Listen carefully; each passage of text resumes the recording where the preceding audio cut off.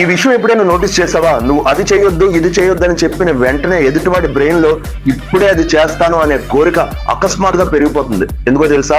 ఎందుకంటే చాలా సార్లు అడ్వైస్ కాదు, మనిషి కంట్రోల్ కి ఎక్కువగా రియాక్ట్ అవుతాడు. అందుకే ఈ రోజు సైకాలజీలో చాలా మంది ఇగ్నోర్ చేసే 3 ఇంపార్టెంట్ టెక్నిక్స్ చెప్తా, క్లియర్ గా విను. థర్డ్ వన్ అయితే very important, don't miss. Technique number 1, help అడిగే హిడెన్ హ్యాక్. నీకు జెన్యూన్ గా హెల్ప్ అవసరం ఉన్నప్పుడు నాకు హెల్ప్ చేస్తారా అని డైరెక్ట్ గా అడగొద్దు. దానికి బదులుగా నేను ఒక చిన్న హెల్ప్ అడిగితే మీకు అభ్యంతరం ఉంటుందా అని అడుగు.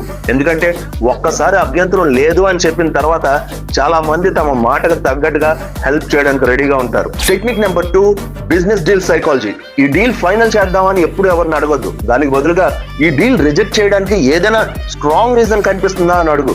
అప్పుడు వాళ్ళ దగ్గర ఉండేది 2 ఆప్షన్స్. ఒకటి, నిజంగా ఒక స్ట్రాంగ్ రీజన్ చెప్పాలి, లేదంటే డీల్ అంత చెడ్డది కాదని వాళ్ళే ఇండైరెక్ట్ గా ఒప్పుకోవాలి. దీన్నే డీల్ సైకాలజీ అంటారు. Technique number 3, ego trigger. ఎవరైనా నేను ఈ పని చేయను అని హెసిటేట్ చేస్తే వాళ్ళని అస్సలు ఫోర్స్ చేయొద్దు. ప్రశాంతంగా, బహుశా నువ్వు ఇంకా దీనికి రెడీ కాలేదేమో అని చెప్పు. చాలా సార్లు గేమ్ అనేది ఇక్కడే చేంజ్ అయిపోతుంది. ఎందుకంటే ఇప్పుడు అది ఒక డెసిషన్ కాదు, వాళ్ళ ఐడెంటిటీకే ఛాలెంజ్.